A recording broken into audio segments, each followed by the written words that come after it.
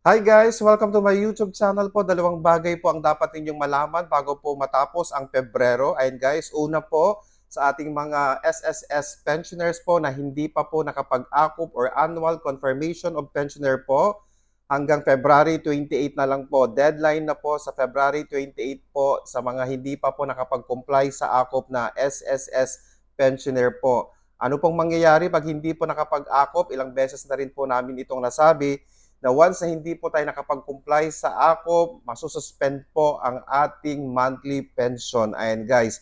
Pangalawa po, sa February 28 din po, marireceive po ninyo or makikredit na po ang inyong March pension sa ating mga SSS pensioner po na first batch po.